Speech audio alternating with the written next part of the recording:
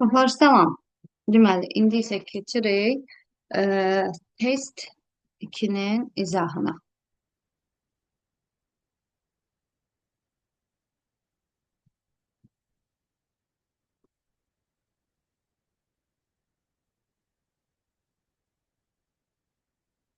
Deməli, 4 rəqəmli ədədin rəqəmlərinin cəmi 25-dir. 2024-dən kiçik neçə bu cür 4 rəqəmli ədəd var?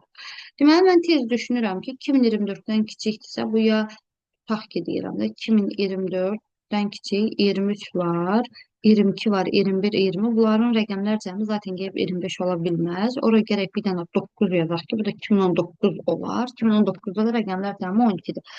Deməli, tez artıq düşünürəm ki, bu 2 ilə başlaya bilməz. O zaman neçə ilə başlayacağıq? 1. Yəni, birinci 19 ilə yoxlayaq. 1 və 9, 10. Onun üzərinə nə gəlsəm 25 olar 6. Yəni, burada yazacağım ədədlərin cəmi 6 olmalıdır. 6 nə ola bilər? Məsələn, 1, 5, 5, 1. Düzdürmü? 10. Səhv dedim uşaqlar. Deməli, 25 olmaq üçün 15 yox, 25. A plus B bizə verməlidir. 25 çıxan 15. 15 ya bu 7, 8-dir, ya 6, 9-dur. Yəni 1978, 1987, 1969, 1996. Deməli, neçə ədəd oldu burada? 4. İndi 18 ilə yoxlayaq.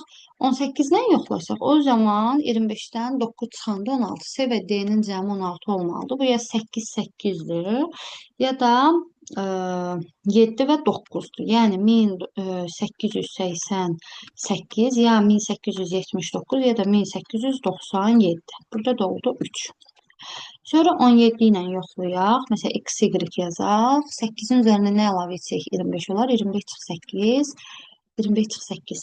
17. 17 də olmaq üçün bu 8, 9 olmalıdır. Yəni 1789 ya da 1798. 16 ilə yoxlayaq. 25-dən 7 çıxsam 10 DF yazaq da məsələn. DF də olsun.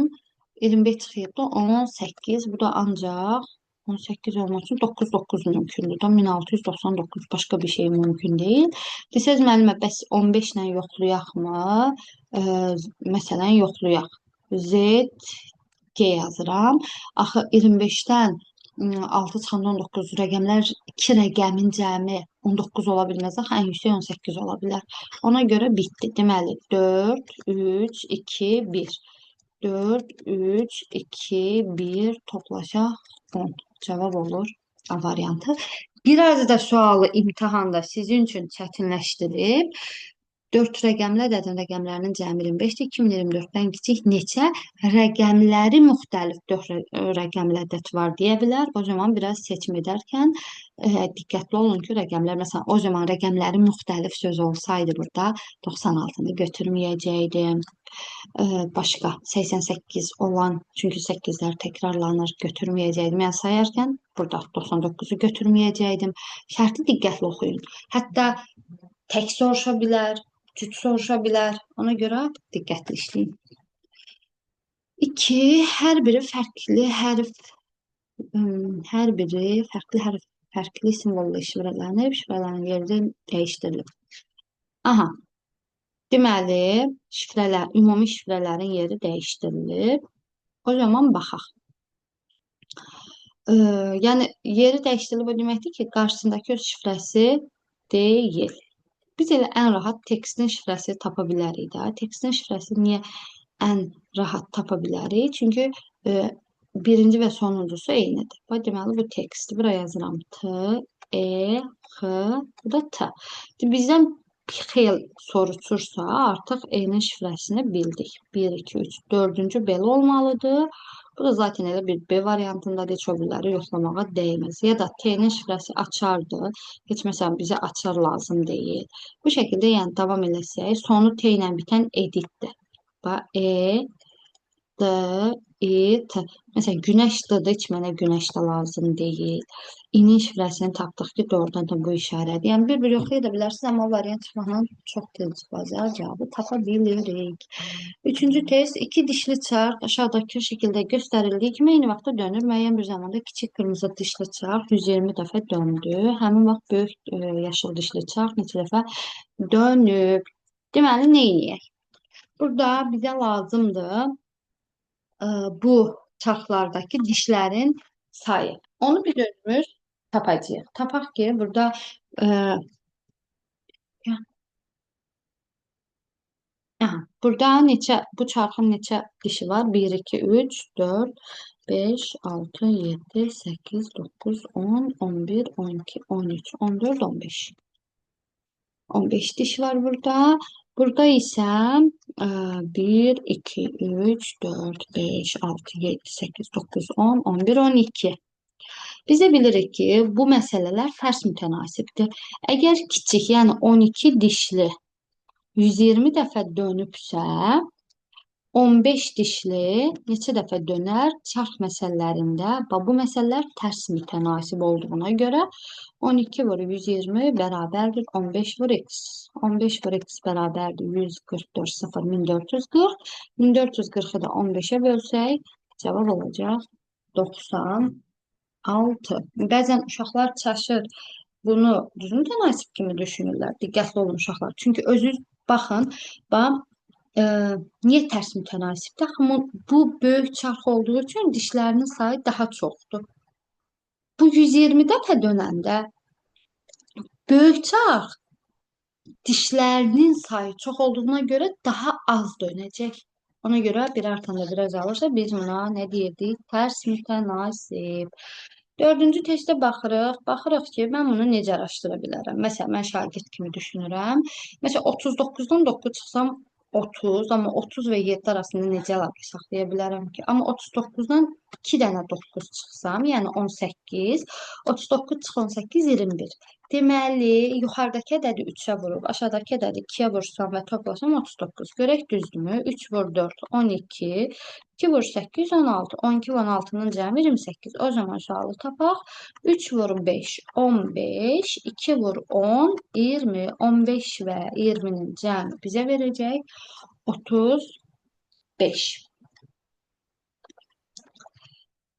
Beşinci testimizə baxırıq. A sinifində 24 şagird, B sinifində isə 26 şagird var. Hər iki sinif riyaziyyatdan imtahan verdilər. A sinifi orta hesabla 65. Orta hesab nə demək? Yəni A sinifindəki bütün uşaqların cəmini, A sinifindəki bütün uşaqların topladığı balı cəmi tapıb 24-ə böldülər, 24-ə böldülər və orta bal aldılar 65. B sinifində isə orta hesabla 75 bal toplamışdır. Yəni B sinifindəki uşaqların cəmini toplayıb böldülər sayı 26-ya və 75 aldılar. İndi bizdən nə istəyir? Bizdən ümumi hər iki sinifdəki şagirdlərin bu imtahanda orta hesabla neçə bal topladığını soruşur. Əvvəlcə birinci sinifin ümumi cəmini tapmaq üçün nə etməliyəm? 65-i 24-ə vurmalıyam. İkincidə isə 75-i vurmalıyam 26-ya və ümumi hər iki sinifdəki şagirdlərin sayına, yəni 24 üstə gəl 26, 50-yə bölməliyik. Deməli, gəlin hesablayaq. 65, 24. Topla vurduqda 1560, üstə gəl. 75 vur 26. Bu bizə verir 1950. Toplasaq 1560-la 3510. 3510-u da 50-yə bölürük. Cavab tam bölünməsə sizi narahat eləməsin. 70,2 onluq kəsrlə cavabımız burada var. Yəni düzgün cavab C variantı. Bağban, bu sıra məsələlərindən çox düşür uşaqlar. Diqqətli olun. Bağban ananaslar müəyyən bir qaydaya uyğun olaraq şəkillər kimi düzür. Birincidə 3 ananas var, burada 5 ananas var, burada 7 ananas var. Yəni neçə-neçə arta-arta gedir uşaqlar?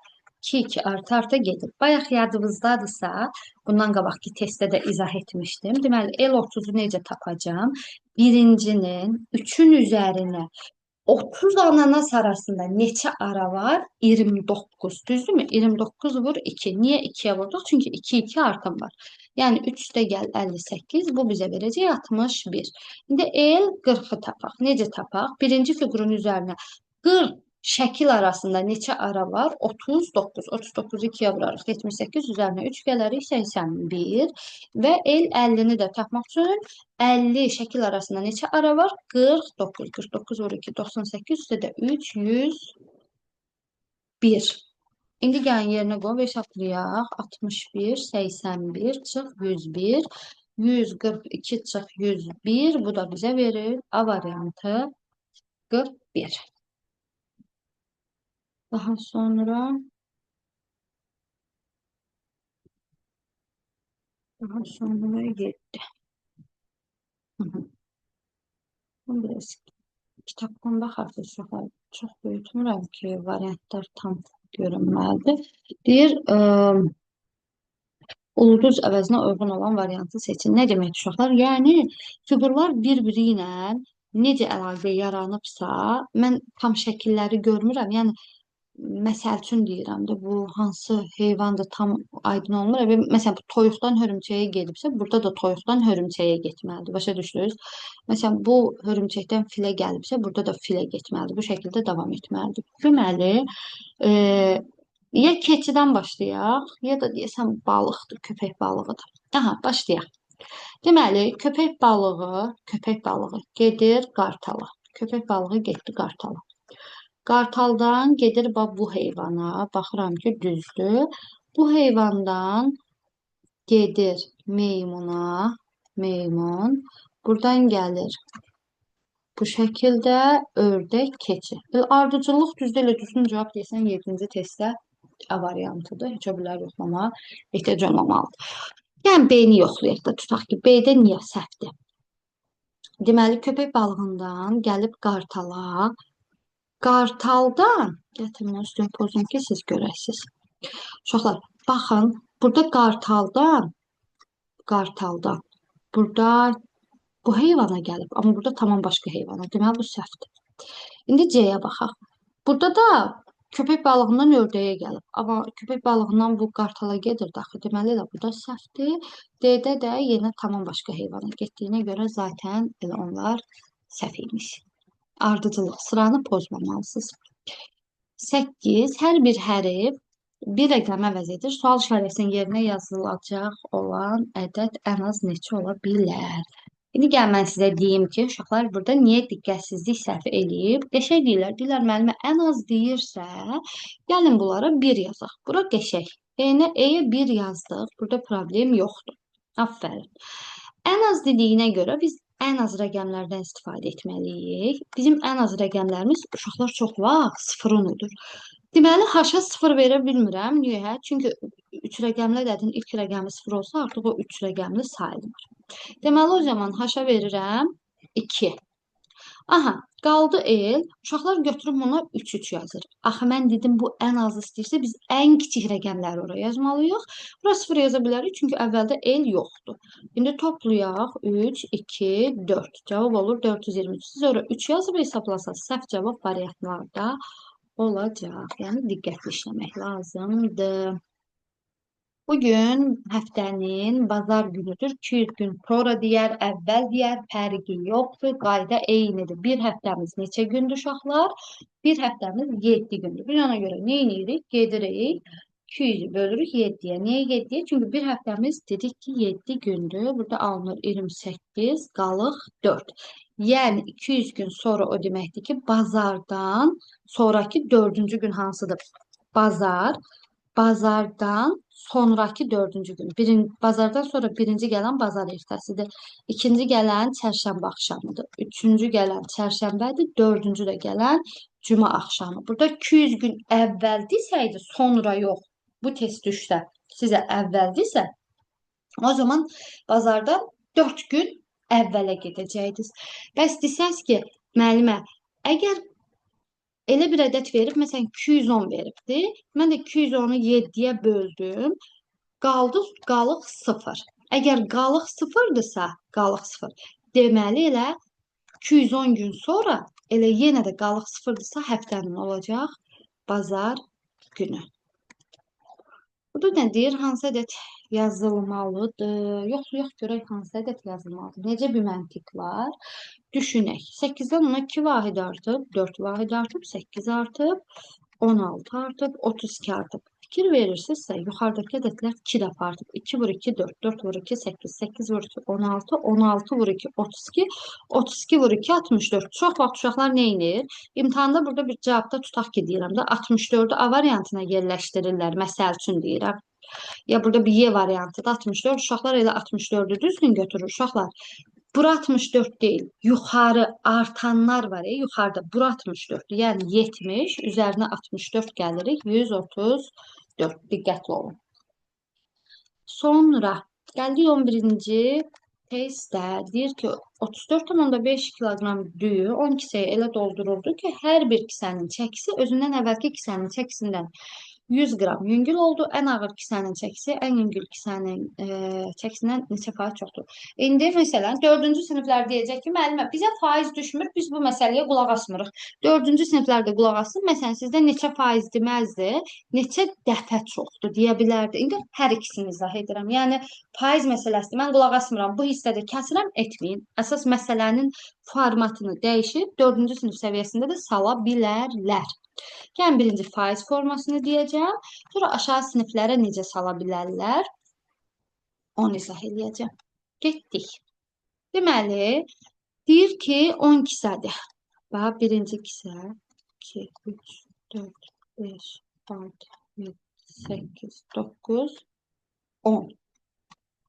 Deyir ki, hər bir kisənin çəkisi özündən əvvəlki kisənin çəkisindən 100 qram yüngül oldu. Hər bir kisənin çəkisi bu x-dırsa, özündən əvvəlki kisənin çəkisindən 100 qram yüngül. Bu x çıx 100, bu x çıx 200, x çıx 300, x çıx 400, x çıx 500, x çıx 600, x çıx 700, x çıx 800 və x çıx 900. Düzdürmü? Ümumi 34,5 kiloqramdır. Biz də bilirik ki, 34,5 kiloqram, 1 kiloqram 1000 qramdır. Bu olur 34.500 qram. Bunları toplasaq, yəni 1, 2, 3, 4, 5, 6, 7, 8, 9, 12 çıxılsın və bunların hamısını toplasaq 100, 200, 300, 600, 1000, 1500, 2100, 2800, 3600, 4500'ü toplasaq 34.500 alınır. 10x bərabərdir 39.000'ə. 39.000'i 10'a bölsək 3900. Deməli, ən ağır kisə burada birincidir. 3900. Ən yüngül kisə də budur. 3900 çıx 900. Yəni 3000. Sual verir ki, ən ağır kisənin çəkisi ən yüngül kisənin çəkisindən neçə faiz çoxdur? Yəni ən ağır 3900 100%'dirsə 3000 bu çoxdur, daha doğrusu tənliyi səhv qurdum. Deməli 3000 100%'dirsə çox olan 3900 x faizdir. Buradan tənliyi həll edirik. 3900'ü vururuq 100'ə, bölürük 3000'ə. Deməli sıfırlar gedəcək. Bizə qalacaq burada nə? 39'u çöp böləndə